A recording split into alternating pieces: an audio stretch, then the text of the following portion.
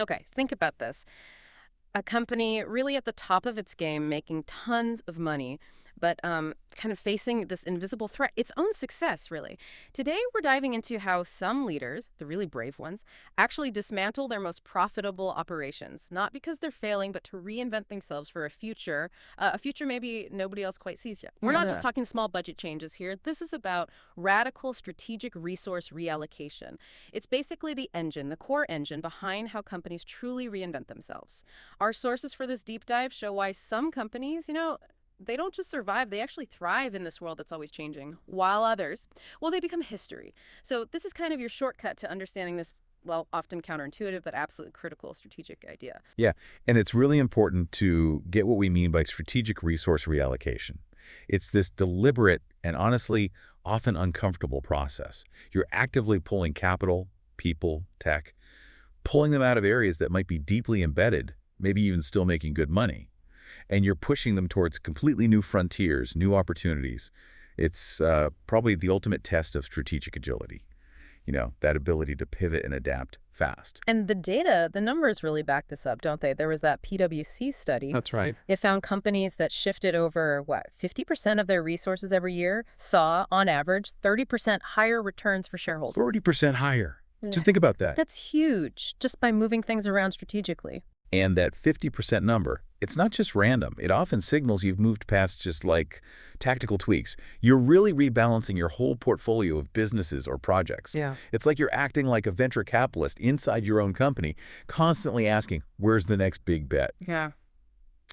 But the really staggering thing, as our sources point out, is that almost two-thirds of companies shift less than 20% each year. Wow. Yeah, that gap. Yeah. It's not just an opportunity. It's a huge strategic risk if you're one of the ones not moving resources. It really sounds like this incredibly delicate balancing act, like Yeah. moving chess pieces, but the board itself keeps morphing under your hands. I can almost picture a CEO, late at night just staring at spreadsheets, trying to figure out, okay, what do we cut here to feed that new thing over there?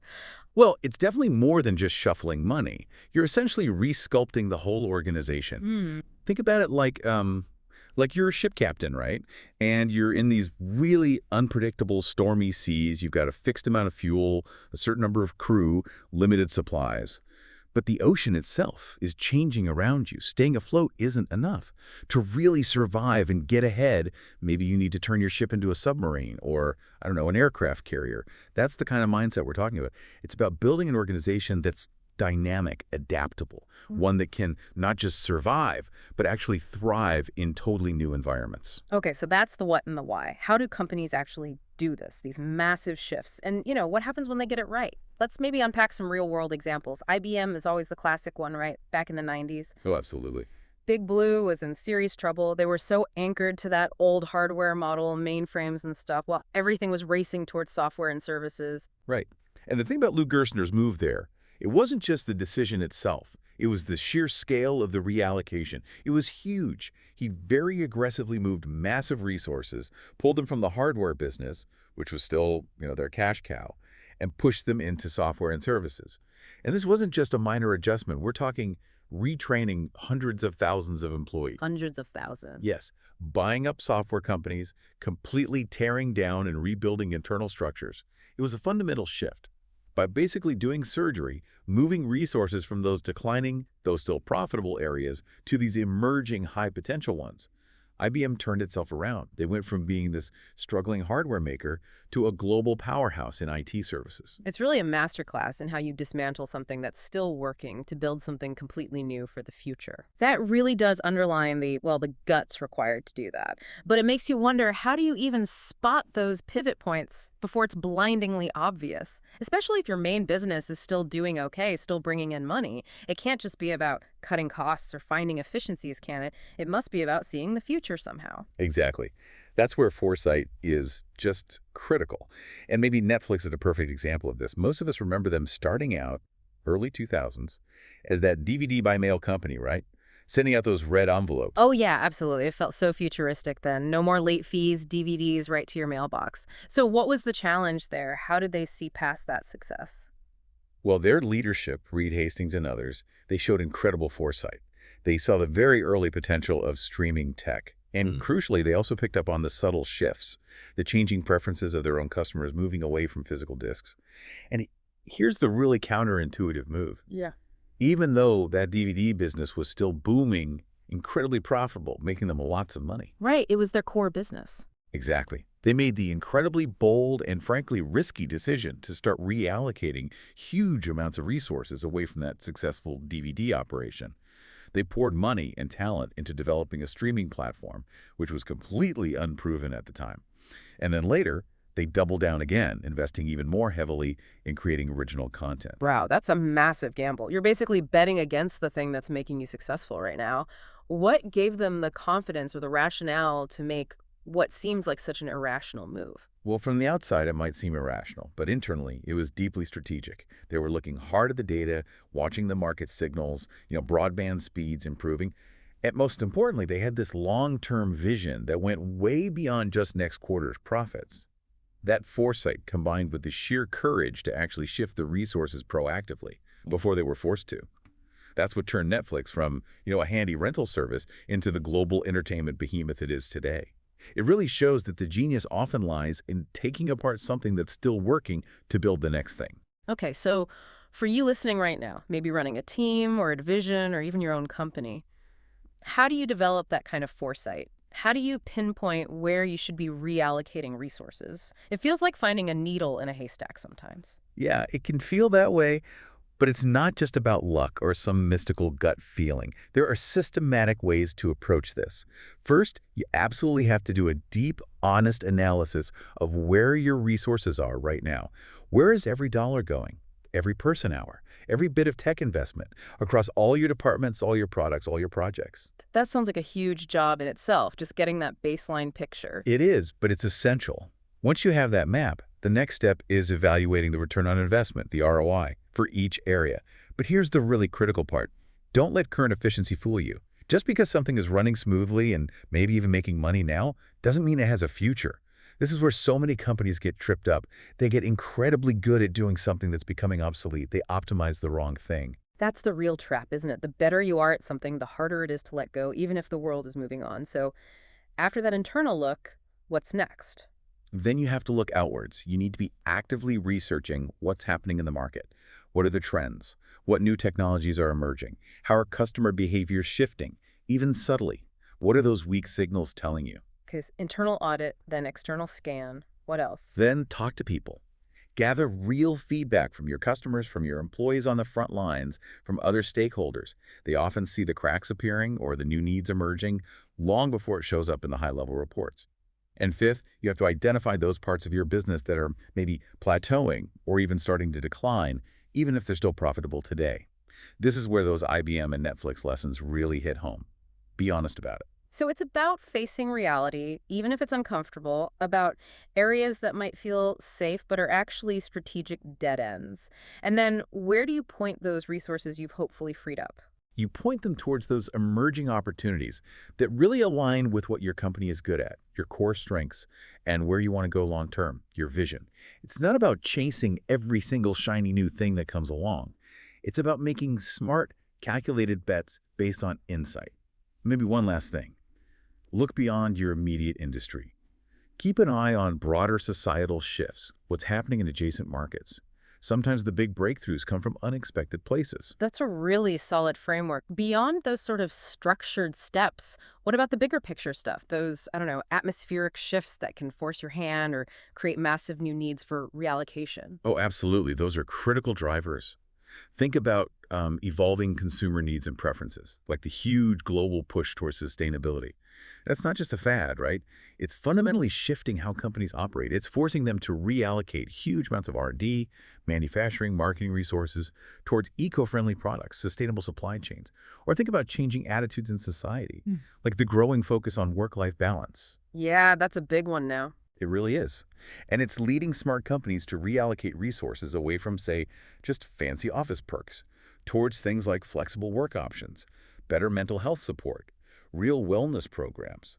It's a reallocation towards investing in their people, their human capital, for retention. And we've also just seen completely new business models pop up seemingly out of nowhere. Exactly. Emerging trends like, say, the sharing economy. Yeah. That completely disrupted hotels, taxis, you name it. Companies like Airbnb, they didn't just tweak the hotel model. They created a whole new market by reallocating resources towards building platforms, fostering communities, creating trust systems online, or think about regulatory changes, all the new data privacy rules, GDPR, CCPA, things like that. Right, that forced a lot of spending. Huge spending. Yeah. It forced countless companies to reallocate massive resources towards building robust data protection, ensuring compliance, beefing up cybersecurity. It essentially became a new, non-negotiable cost of doing business. Reallocation driven by regulation. And then there are, of course, just massive global events you can't predict. Yeah, look at the COVID-19 pandemic, a stark recent example. It forced practically everyone, overnight, to massively reallocate resources towards digital transformation, remote work capabilities, e-commerce. Suddenly, budgets meant for office buildings were shifting to collaboration software, laptops for home use, cybersecurity for remote access. So the bottom line through all this is that the goal isn't just about optimizing what you do today, though that's important. It's really about positioning your company for future success. And that often means having the courage to move resources away from areas that might look efficient on paper today, but are actually stagnating, and into those high-growth emerging opportunities. It's about making those proactive strategic choices before a crisis forces you to. Okay, this all sounds great, makes perfect sense strategically, but let's get real for a minute. Moving resources around, especially when it involves people's jobs, budgets, projects they care about, that often hits a wall of internal resistance, doesn't it? Oh, absolutely. People get attached. They get comfortable with how things are done. Shifting resources can feel like a personal threat, and you get serious clawback. So how do the companies that succeed at this navigate that? Well, that very human challenge. Microsoft, under Satya Nadella, comes to mind here. That's often cited as a great example. It really is. Before Nadella, Microsoft was kind of struggling, right? Struggling to really get traction in mobile and cloud computing. It was still so focused on Windows, almost like it was resting on its past success. Exactly. And Nadella's approach to turning that ship around, it wasn't just about moving money. It was fundamentally about shifting the mindset of the entire company. He made a massive pivot, redirecting huge resources towards cloud services, especially Azure, and towards artificial intelligence, essentially moving away from that Windows-first strategy that had defined Microsoft for decades. But he understood that just changing the budget lines wouldn't work if the people weren't on board. The human element was key. So he focused intensely on changing the culture, promoting what he famously called a growth mindset. A growth mindset. I love that term. How did he actually make that real? How did it help with the resource shifts? Well, he actively encouraged curiosity, learning, being open to change. He pushed people to challenge the status quo. And crucially, when resources were shifted, he made sure that the employees who were affected got real opportunities for retraining and development. The message wasn't your job is gone. It was more like your skills are valuable, but we need them applied over here now in these critical new areas, and we'll help you get the new skills you need. Ah, so it's about transition, not just termination. Precisely. That approach helped minimize the fear and resistance. It helped turn potential roadblocks into supporters, and it built buy-in across the company for these huge changes. It really acknowledged the emotional reality of that kind of shift. That's such a powerful lesson. Where? So for anyone listening who might be thinking about reallocation in their own context, what are the practical takeaways? How do you actually overcome that inevitable internal resistance? Okay, a few key things. First, communication is absolutely vital. You have to be incredibly clear and transparent about the reasons behind the shift. People need to understand the why, the strategic need, the market reality, not just the what. So explain the big picture. Exactly. Second, involve people. Don't just dictate from the top down. Seek input, ask for ideas, make employees feel like part of the solution, not just victims of the change. Third, back it up with action. Provide real, tangible opportunities for training and development in the new focus areas. Show people there's a path forward for them. Invest in the transition. Yes. Fourth, find and celebrate early wins. Even small successes can build momentum, show people the new direction is working, and quiet some of the skepticism. And finally, don't ignore the human side. Address concerns, fears, anxieties openly and with empathy. Acknowledge that change is hard, listen to people, and offer support. Don't just pretend it's easy. As we start to wrap up this deep dive, it seems incredibly clear that strategic resource reallocation isn't just, fiddling with spreadsheets. It's not just a tactical move. It really is a fundamental driver of company reinvention. It seems almost non-negotiable if you want sustained success in a world that just keeps changing so fast. It's really about having the courage, isn't it? The courage to constantly look at where your most valuable assets, your money, your talent, your focus are going, and realign them with where you need to go next, even when that means making really tough, uncomfortable calls that go against what's working right now. Absolutely. And maybe that leaves a final thought, a question really for you listening. What areas within your own sphere of influence are maybe currently efficient but stagnating? Hmm. Those comfortable places, perhaps still profitable, but are they becoming strategic liabilities for the future? And on the flip side, what emerging opportunities might be out there just waiting for you to make a bold, proactive reallocation of resources towards them? What's the one thing you might need to stop doing so you can truly start leading towards the future?